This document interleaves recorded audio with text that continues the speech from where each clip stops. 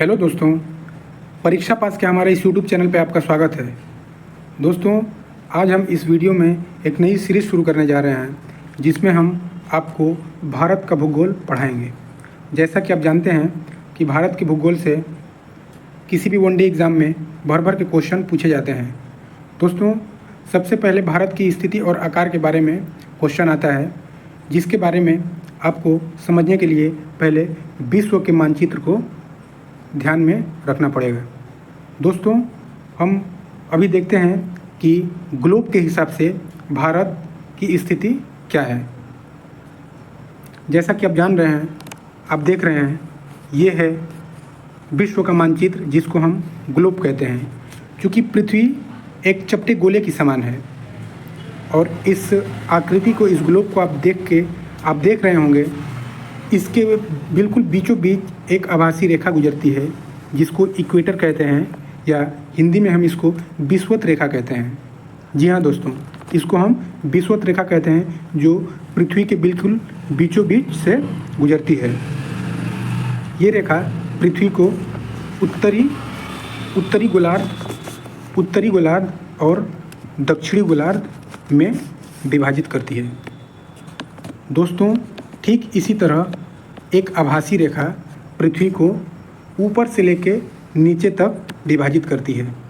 ठीक इसी तरह एक आभासी रेखा पृथ्वी को ऊपर से लेके नीचे तक दो भागों में विभाजित करती है।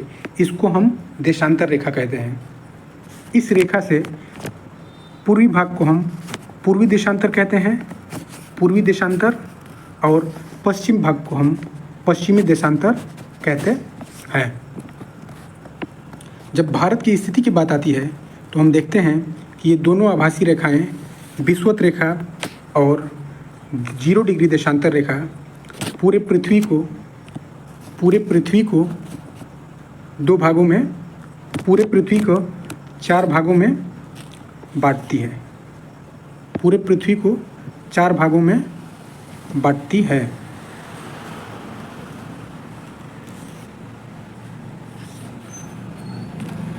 जब हम भारत की स्थिति के बारे में बात करते हैं तो ये रहा हमारा प्यारा भारत, और हमारा प्यारा भारत ग्लोब पे उत्तरी गोलार्ध में स्थित है। चलिए हम अब आगे देखते हैं भारत की स्थिति और आकार।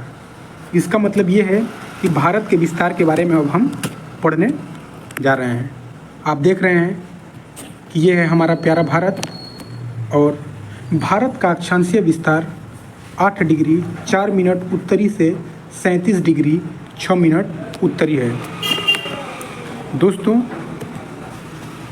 इस वाले अंक को सिर्फ आपको याद रखना है कि अक्षांशीय विस्तार भारत का जो है 8 डिग्री 4 मिनट उत्तरी से 37 डिग्री 6 मिनट उत्तरी है। उसी तरह देशांतरी विस्तार 68 डिग्री 6 मिनट पूर्वी से 97 डिग्री 25 मिनट पूर्वी है। देशांतर रेखाएं और अक्षांश रेखाओं के बारे में हम जब विश्व ज्योग्राफी पढ़ेंगे तो उसमें फुली डिस्कस करेंगे। फ़िलहाल हम भारत के रिस्पेक्ट में देख रहे हैं कि भारत की लंबाई उत्तर से दक्षिण, भारत की लंबाई उत्तर से दक्षिण 3214 किलोमीटर है, और भारत की लंबाई पूर्व से पश्चिम, यानी कि ये है पूर्व से पश्चिम या पश्चिम से पूर्व, भारत की लंबाई 2933 किलोमीटर है। जब भारत का कुल क्षेत्रफल की बात आती है तो भारत का क्षेत्रफल 32.8 लाख वर्ग किलोमीटर है, और ये क्षेत्र पूरे विश्व के 2.4% भाग के अंतर्गत आता है। यानी भारत का जो भी क्षेत्रफल है वो पूरे विश्व का 2.4% है। जब हम क्षेत्रफल के हिसाब से भारत की नंबर के बारे में बात करते हैं, यानी कि भारत क्षेत्रफल के हिसाब से विश्व में कौन सा स्थान रखता है, तो भारत का नंबर आता है 7वां, यानी कि एरिया के हिसाब से भारत का विश्व में 7वां स्थान है। जब क्षेत्रफल के हिसाब से हम देखते हैं तो विश्व में प्रथम स्थान रूस का है, द्वितीय स्थान कनाडा का है, तृतीय स्थान अमेरिका का है, चौथा स्थान चीन का है, 5वां स्थान ब्राज़ील का है, और छठा स्थान ऑस्ट्रेलिया का है।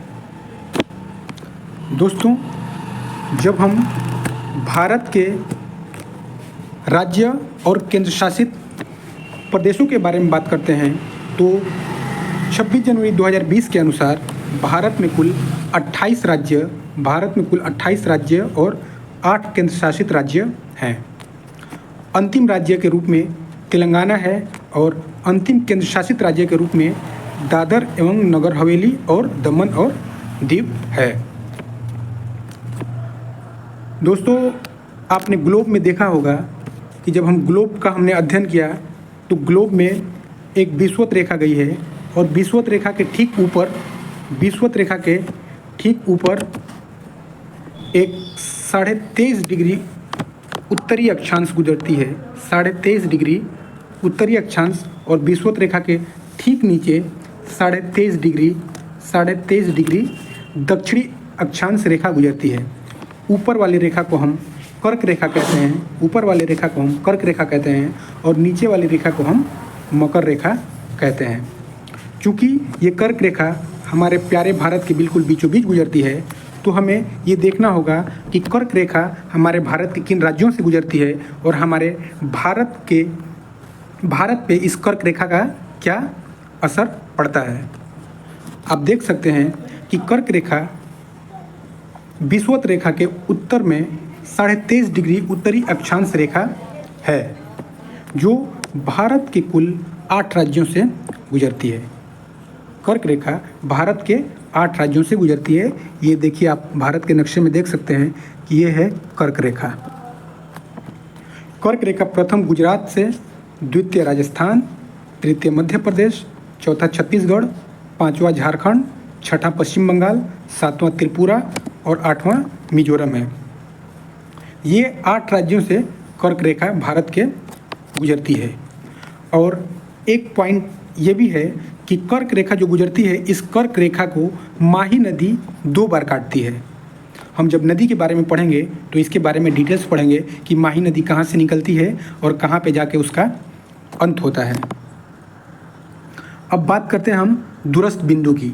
दूरस्थ बिंदु यानी कि भारत का उत्तरी छोर क्या है, भारत का उत्तरी छोर क्या है, भारत का दक्षिणी छोर क्या है, भारत का पश्चिमी छोर क्या है और भारत का पूर्वी छोर क्या है। तो आप देख सकते हैं कि भारत का उत्तरी बिंदु इंदिरा काल के नाम से जाना जाता है। भारत का उत्तरी बिंदु इंदिरा काल के नाम से जाना जाता है जो लद्दाख में स्थित है। जैसा कि आप जानते हैं कि 2019 से पहले लद्दाख और कश्मीर एक राज्य हुआ करते थे, लेकिन सरकार ने 370 के धारा को हटा के 2 केंद्र शासित राज्य लद्दाख और जम्मू कश्मीर बनाया था। इसके बारे में हम जब राज्यों के बारे में पढ़ेंगे तो फुल डिस्कस करेंगे। भारत का उत्तरी बिंदु इंदिरा काल के नाम से जाना जाता है जो लद्दाख में स्थित है और मुख्य भूमि के दक्षिणतम बिंदु यानी कि भारत का दक्षिणी बिंदु जो है वो केप कैमोरीन जो कि कन्याकुमारी तमिलनाडु में स्थित है। दोस्तों, यहाँ पे एक पॉइंट देखने वाली है कि केप कैमोरीन कन्याकुमारी तमिलनाडु में स्थित है।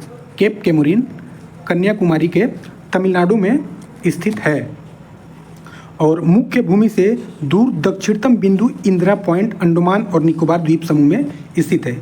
यहाँ पे देखने वाली बात होगी कि जब हम मुख्य भूमि की बात करते हैं तो भारत के अंतर्गत बहुत सारे द्वीप भी आते हैं जिनमें अंडमान निकोबार द्वीप समूह भी शामिल है।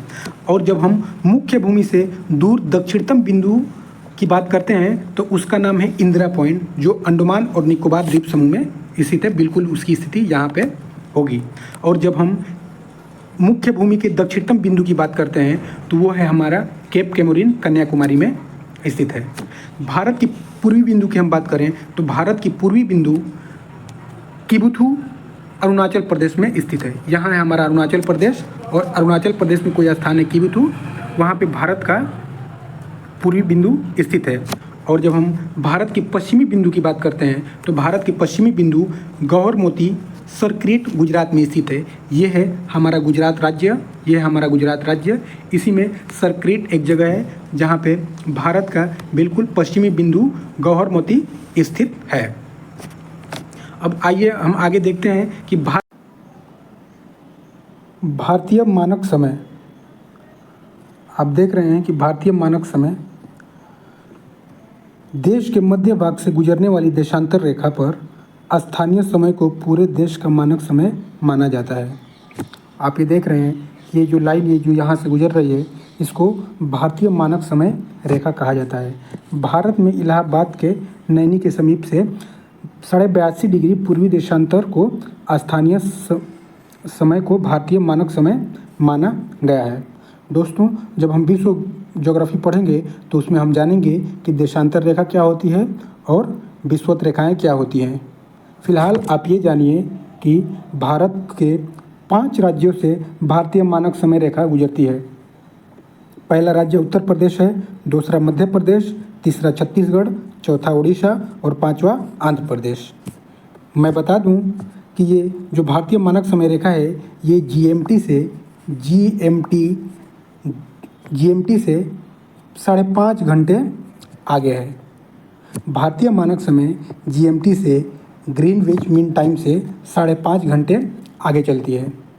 दोस्तों, हम फिर नेक्स्ट वीडियो में मिलेंगे। अगर हमारी ये वीडियो अच्छी लगे तो हमारे वीडियो को लाइक करिए और हमारे चैनल को अपने दोस्तों तक फैलाइए ताकि वो भी इस वीडियो से अपनी तैयारी को और मजबूती दे सके। हम फिर मिलेंगे। धन्यवाद।